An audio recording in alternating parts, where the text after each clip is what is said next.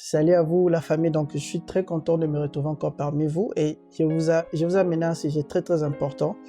Alors, nous allons parler de ça avec quelqu'un qui est en face de moi.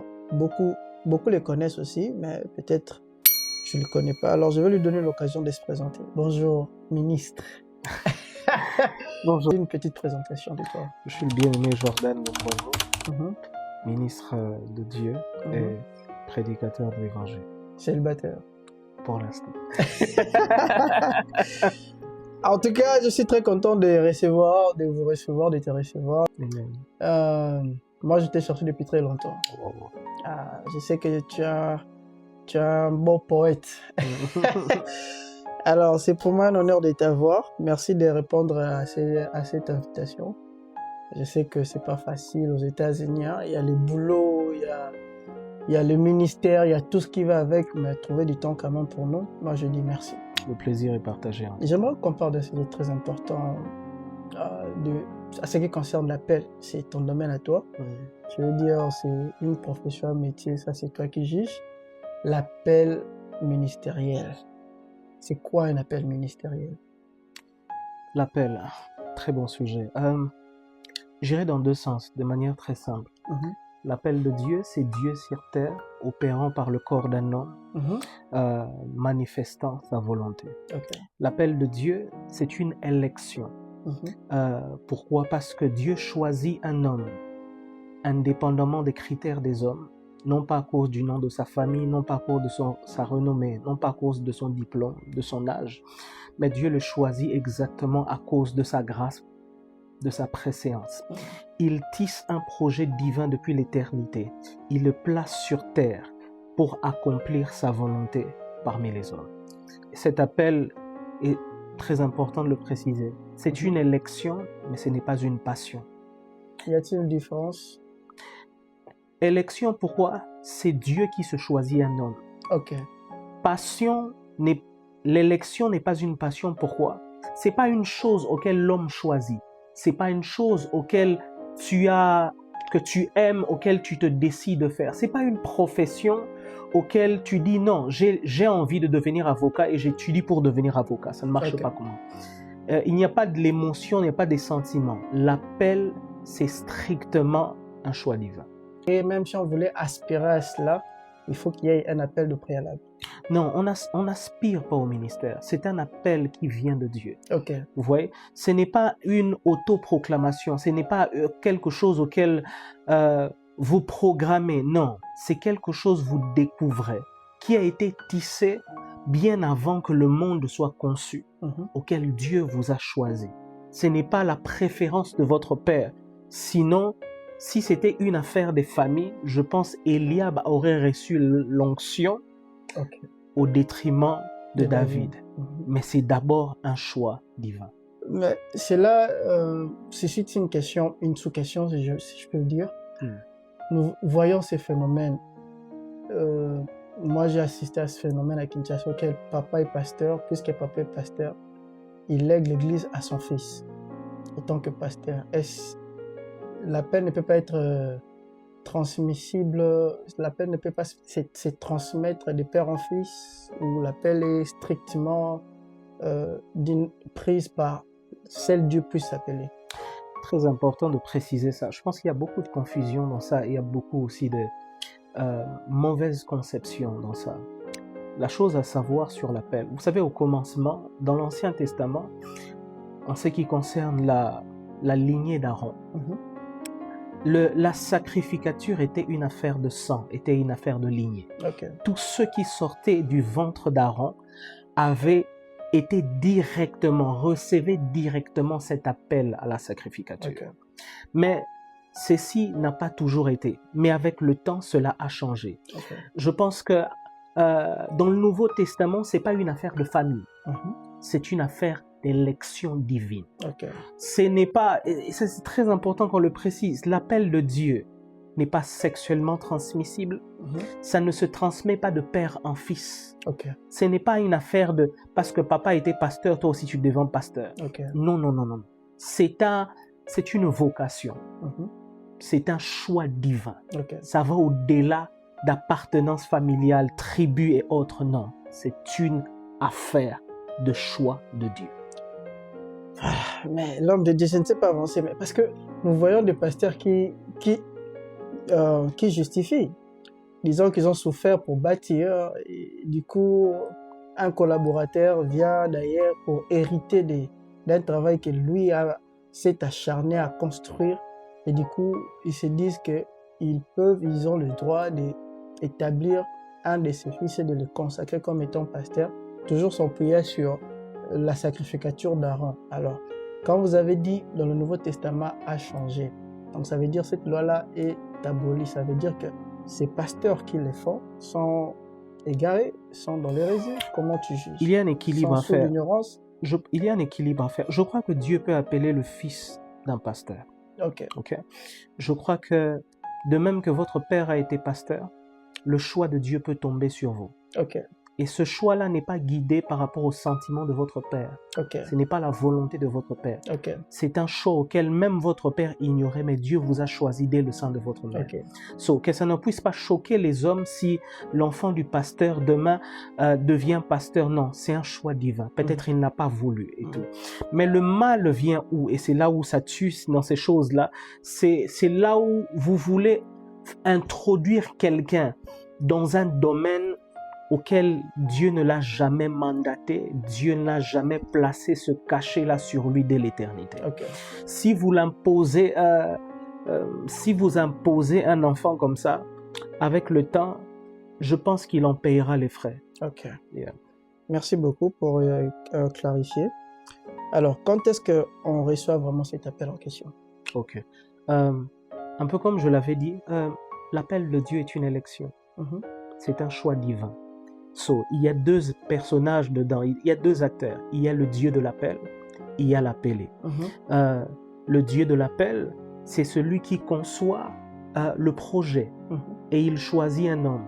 Cet homme qu'il choisit, c'est l'humain qui vit sur terre. Mais cet humain-là, il ne peut vivre cet appel que lorsqu'il en prend conscience. Ok. So, il doit découvrir l'appel. Tu ne peux pas vivre les bénéfices de l'appel si tu ne le découvres pas en toi.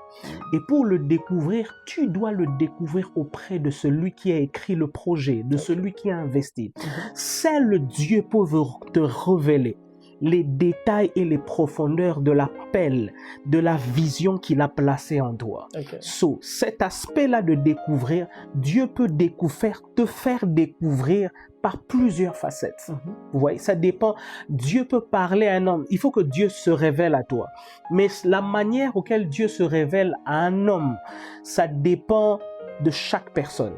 La manière que Dieu se révélait à Moïse par le buisson ardent, c'est pas la même manière que Dieu s'est révélé à Pierre, par exemple.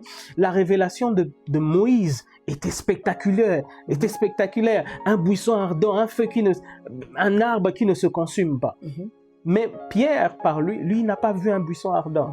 Lui, c'est par la fréquentation avec un homme qui s'appelait Jésus qu'il a découvert le potentiel de Dieu. Le plus important, il faut avoir la soif et le désir de chercher à connaître qu'est-ce que Dieu a investi en vous. Okay. Et comment Dieu va se révéler à vous, ça, c'est de la part de Dieu. Okay. C'est la souveraineté de Dieu. Certains diront, j'ai entendu, je dormais, Dieu est venu, un ange m'est apparu. Certains, c'est parce que j'étais à côté d'un homme de Dieu, j'ai découvert.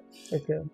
Peu importe la manière, tant que c'est Dieu et que ça vient de Dieu, c'est bon.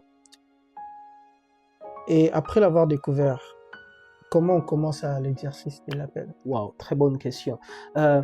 Vous savez, quand une femme porte une grossesse, l'appel, c'est un peu comme une femme qui est enceinte.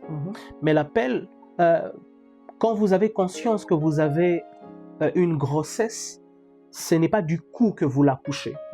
L'accouchement de la grossesse se fait après 9 mois. Okay. So, l'accouchement de votre appel dépend d'un temps particulier de formation. Okay. Avant que Dieu vous expose, avant que Dieu vous fasse entrer dans l'exercice de votre appel, vous avez besoin de ce temps de maturation de ce qui est au-dedans de vous. Okay. Vous avez besoin de vous former. Dieu ne va pas directement vous exposer. Il va s'assurer que vous passez par des étapes pour devenir l'homme auquel il vous a appelé à devenir. Mon pasteur, le prophète Francis Ngawala, nous disait toujours, je ne suis pas devenu ce que je suis aujourd'hui en un seul jour. Les prophéties que Dieu vous a données ne s'accompliront pas en un seul jour. Certains, leurs prophéties s'accompliront après 25 ans. Mais pendant cette période-là, un peu comme Jésus qui a commencé son ministère à 30 ans, non pas à 15 ans, non pas à 25 ans. Ça lui a pris du temps parce que Dieu doit solidifier les os de ton esprit. Parce que Dieu doit former ton caractère. Tu dois apprendre de quelqu'un. Pour que Dieu t'amène à entrer dans l'exercice, Dieu t'amènera à côté d'un homme. Tu dois apprendre comment on peut être pasteur, mais comment on peut être aussi un bon père de famille. Tu dois apprendre à l'équilibre. Tu dois apprendre l'équilibre, comment on gère une église, mais on gère aussi les finances de sa maison. Tu dois apprendre comment on réagit quand on deal avec les femmes, comment on réagit quand on deal avec telle catégorie de personnes. Tout ça, tu ne l'apprendras pas toujours d'une révélation. Tu dois observer un homme. Il faut qu'un homme puisse t'adopter comme un fils. Tu ne peux pas devenir père si tu n'as pas appris à devenir fils. Tu ne peux pas devenir maître si tu n'as pas appris à devenir serviteur. C'est tout un processus. Le ministère, avant l'exposition, l'exercice, commence par une échelle. L'échelle de la formation, l'échelle de l'école de Dieu, auquel Dieu t'apprend la soumission, t'apprend à commencer de bas et petit à petit, ton caractère est formé. Parce que le ministère homme de Dieu, ce n'est pas l'affaire d'un jour, c'est toute une vie. C'est l'investissement de toute une vie. Tu as besoin de préparation avant l'exposition. Très important. Dans cette formation, y a-t-il un délai précis? Non, les délais, ça varie par rapport à chaque appel, à chaque personne. Selon l'applicabilité de quelqu'un. Jésus a commencé son appel à 30 ans. Est-ce que c'était le cas avec Pierre? Non, pas toujours. Chaque calendrier de Dieu, chaque programme de Dieu, chaque appel a un temps particulier d'exposition, a un temps particulier de formation. Ça dépend de chaque destinée. Vous savez, à certains, Dieu leur a donné deux talents, d'autres 3 talents, d'autres 5. Chaque personne, par rapport à là où Dieu leur attend, il y a un temps de formation bien déterminé. Il y en a des gens, peut-être ça ne prendra pas beaucoup de temps directement, ça commence. Vous voyez, ça commence, après 2 ans, 3 ans, directement, il entre. Tout dépend de calendrier de Dieu. C'est ça, il n'est pas important de chercher à copier ce que les autres font, parce que vous n'avez pas la même destinée, vous n'avez pas les mêmes exigences. Le calendrier de Dieu dans ta vie n'est pas ce n'est pas de même que le voisin. La manière que Dieu forme Moïse n'est pas la même manière qu'il va former Josué. La manière que Dieu a formé Josué, ce n'est pas la même manière qu'il a formé Joseph. Chaque destinée diffère. Chaque destinée diffère. Ça a été important d'expliquer d'abord l'appel et le ministère pour comprendre avant d'entamer cette deuxième partie qui est la dernière déjà pour cette émission. Les réalités du ministère à l'étranger. Allez, c'est vraiment beaucoup de questions. C'est vraiment beaucoup de questions. Moi, j'assiste à des spectacles, à des scandales spectaculaires. Moi, j'aimerais que tu nous expliques d'abord quelles sont les difficultés d'avoir un ministère étant jeune que tu es ici à l'étranger. Je pense premièrement, la première chose à préciser est que les terres changent, mais le Dieu reste le même. Le Dieu qui a été avec vous si vous étiez en Afrique, quand il vous délocalise dans un même pays, même si les climats changent, les températures changent, vous vivez l'hiver que vous n'avez pas vécu hier, mais une seule chose, Elohim s'impose sur toutes les terres. Les difficultés qu'on a est que vous avez besoin d'adaptation. C'est une nouvelle terre. Quand vous venez dans une nouvelle terre, il y a des nouvelles challenges, il y a des nouveaux combats. Vous avez besoin d'étudier le milieu.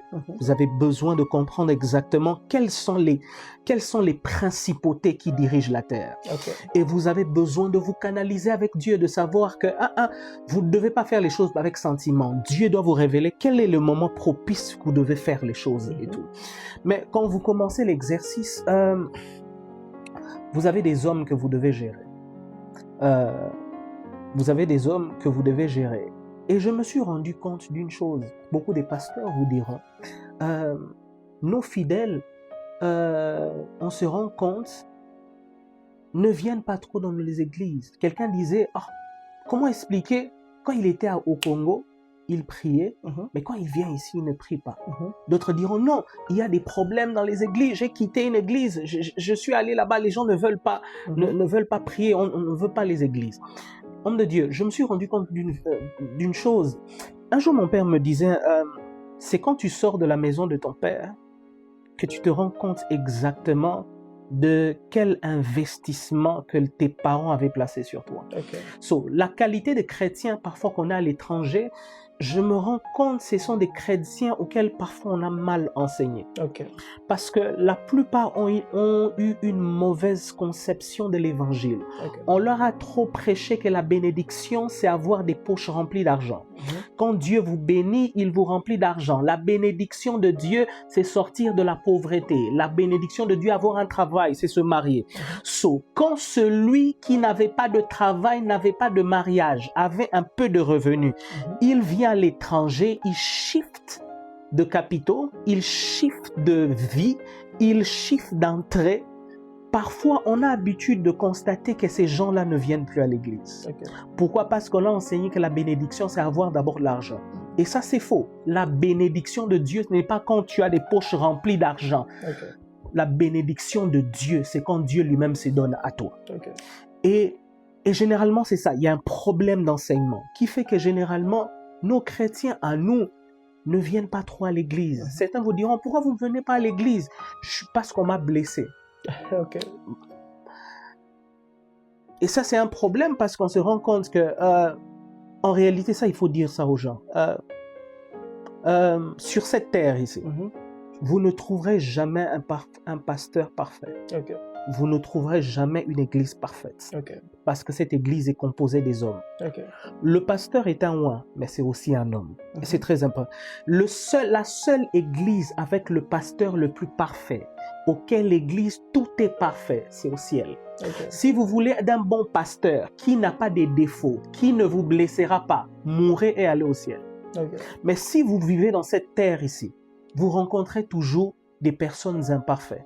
Dans leur propre famille, il y a leurs propres parents n'est pas parfait. Ils ont des frères auxquels ils ont déjà eu des problèmes, mais ils n'ont pas quitté la famille. Okay.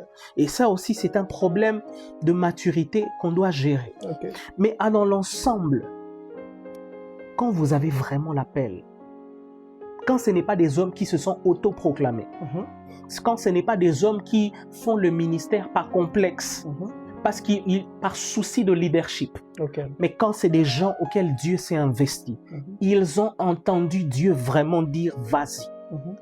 Dieu prendra toujours, Dieu s'assurera toujours de leur prendre en charge. Okay. Et je crois que même sur cette terre, il y a des gens qui ont des ministères authentiques. Quand ils commencent le travail, ils bénissent réellement le peuple de Dieu. Okay. Ça, ce sont des difficultés qu'on a. Un peuple qui a mal instruit. Vous savez, ici, les gens ont perdu parfois cet amour qu'en l'église, on vient tellement pour Dieu. Okay. La priorité de mettre non. Un jour, je disais à quelqu'un, vous savez, homme de Dieu, moi j'ai une prix.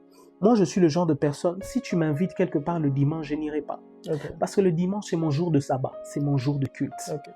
Beaucoup de chrétiens à l'étranger ont changé de priorité. Okay. Écoutez, c'est vrai qu'il y a le travail, mais Jésus, Dieu reste la seule priorité. Yeah. Homme de Dieu, je ne sers pas Dieu par sentiment. Je sers Dieu parce que c'est d'abord une affaire de priorité. Okay. Et beaucoup de gens, non, il va privilégier. Même la manière de donner aux gens. Les gens vont donner les miettes. Mais tu dis, mais attends, dans le temps, tu touchais $500. Maintenant, tu touches $5,000. Tu vas donner à Dieu, c'est toujours les $5, les $1. Et ça, on ne dit pas trop. Ok. Mais il y a aussi la dernière des questions. Il y a ces phénomènes que moi, personnellement, j'ai constaté. Le phénomène de sorcellerie, c'est comme si ça existait toujours en Afrique. Ici, ça n'existait pas. Est-ce que c'est l'hérésie en Afrique, le phénomène de sorcellerie, ou est-ce que c'est seulement ici que les sorciers n'existaient pas? Toi, tu es un homme de Dieu, tu diriges une église. Tu as de ces cas de la sorcellerie. Laissez-moi parler de ça parce que je pense que c'est quand même un problème assez sérieux. Je pense que La vérité et le principe, et c'est celui-ci. La Bible déclare dans Éphésiens, nous n'avons pas à lutter contre la chair et le sang, mais contre les principautés. On cite tout un tas que Paul est en train de citer dans Éphésiens. Les entités. Ça veut dire que le combat spirituel, la sorcellerie est une réalité qui ne dépend ni de la couleur, ni de la région, que ce soit en Afrique, que ce soit ici. Le monde spirituel, le monde des ténèbres opère sur chaque terre. Et à cause de ça, il y a des principautés. Okay. Ça, c'est une vérité. Okay.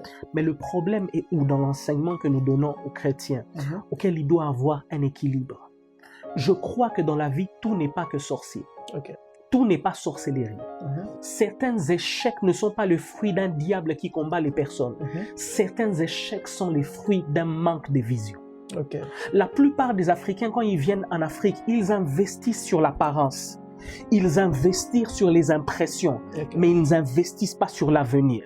Ils préfèrent s'acheter des vêtements, prendre des crédits au-dessus de leurs mesures, simplement pour donner une apparence de réussite. Mais ils ne savent pas s'organiser. Ça, ce n'est pas le sorcier de ta famille, mais ça, c'est un problème de vision, un problème personnel, une indiscipline. On a tellement trop parlé de sorciers que l'Africain utilise tous les échecs de sa vie en disant que non, c'est l'oncle de la famille. Non, si tu ne te formes pas, si tu n'étudies pas, si tu ne sais pas gérer ton argent, tu ne sais pas t'organiser, c'est pas le diable, c'est toi. Homme de Dieu, moi je pense que la Bible déclare « Mon peuple périt par manque de connaissance ». Je pense que l'ennemi le plus dangereux du chrétien, c'est pas Satan, mais c'est l'ignorance. L'ignorance est la plus grande prison qui est en train de tuer les chrétiens. Pas le diable. Et à l'étranger ici, non. Certaines personnes ne se marient pas, non pas parce que ils ont un démon de célibat, mais parce qu'ils n'ont pas su gérer leur sexualité. Parce qu'ils ont un problème aussi d'éducation. Parce qu'ils ont un problème de propreté. Et ça, ce n'est pas le diable qui t'empêche de peindre un savant, n'est-ce pas? Voilà. Il y a des chrétiens, il faut fuir. Exactement. Avec des raisons et des justifications bidons, il faut avoir une vision qu'on vient à l'étranger. Ça, c'est un conseil. Que tu sois chrétien ou pas, c'est vraiment un conseil. Il faut avoir une vision.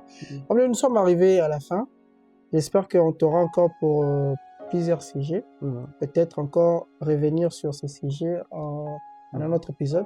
Si vous avez des questions à ce qui concerne l'appel, le ministère, si vous avez une question vous concernant personnellement, faites-la en commentaire. Nous pouvons revenir sur cela prochainement. Quel est le grand conseil que tu peux donner aux jeunes ou à tous ceux qui ont déjà découvert leur appel, mais qui sont à un stade, qui se demandent comment la formation se fait, comment trouver un mentor, comment se retrouver en fait face à cet appel-là pour commencer la formation? Quel est le conseil, ou ceux qui aspirent à venir encore ici à l'étranger, quel est le conseil que tu donnerais? Moi, je dirais ceci de manière à cœur ouvert, et je le dis avec tout mon cœur. L'appel de Dieu, c'est l'investissement d'une vie. C'est pas un jeu, c'est pas un jeu vidéo, c'est votre vie. Vous devez vous assurer que c'est Dieu qui vous a appelé. Les gens ne seront pas toujours d'accord avec vous. Les gens vous combattront.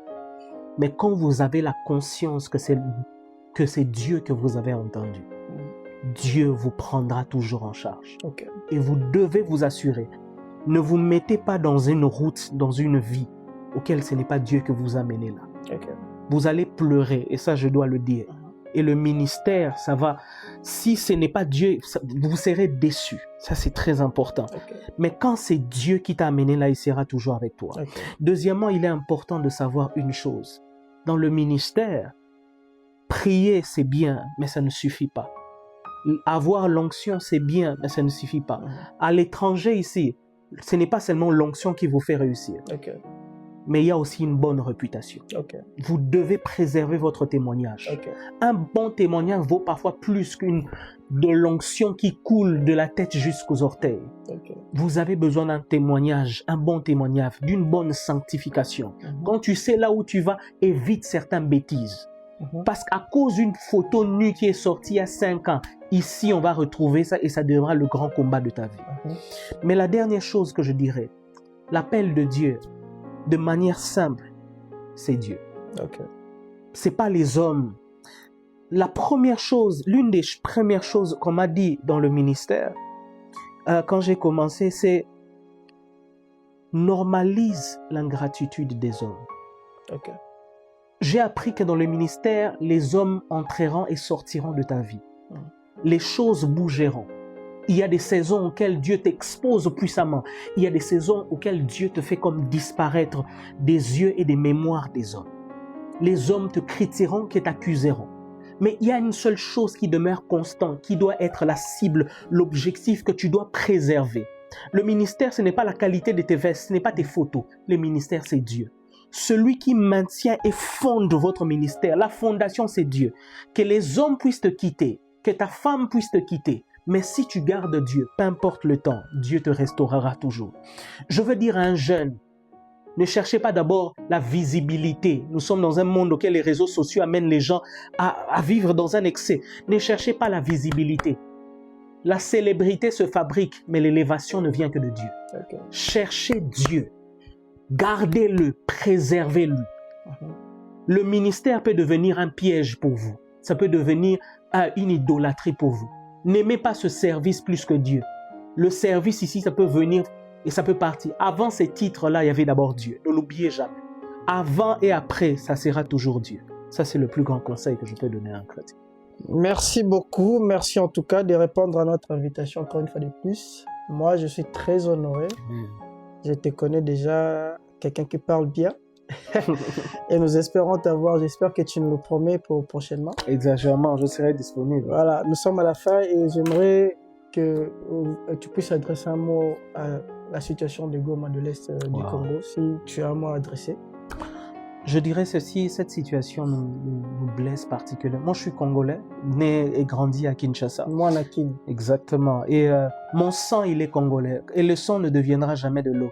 Je vis peut-être dans un autre pays. J'ai peut-être eu différentes nationalités, mais mon sang, ma vie, mon cœur, il est congolais. Ma prière est ceci. Je pense que nous sommes dans une saison auquel on en a quand même marre. La Bible déclare, lorsque Abel est décédé, on l'avait peut-être enterré, mais son sang a continué à crier vengeance. Et le cri de son sang s'est fait entendre jusqu'au trône de Dieu. Je prie au nom de Jésus pour nos femmes de l'Est à Goma qui ont été violées, tuées, nos frères dont le sang est en train de couler. Je prie que le sang de tous ces innocents puisse montrer au trône de Dieu afin que justice soit accomplie. Seigneur, nous prions pour que la justice accomplit ta justice pour tous ces sangs innocents. Que tout ça, toutes ces personnes, derrière ces M23, derrière les forces armées rwandaises qui sont en train de prendre le sang de nos frères, nous prions, au-delà de tout ce qui est fait, que la justice de Dieu puisse s'accomplir, afin que ces crimes honteux qui sont perpétrés à l'Est, à Goma, que l'Éternel rende justice et que le sang soit criant, au nom de Jésus. Amen. Rien à dire en plus de tout ce que l'homme de Dieu a dit. Nous sommes bénis par votre présence et nous vous bénissons sur le nom du Seigneur Jésus. Rendez-vous au prochain numéro. Ne manquez surtout pas, partagez, likez, commentez. Cela va nous faire un coup de pouce. Merci beaucoup à vous. Paix et grâce.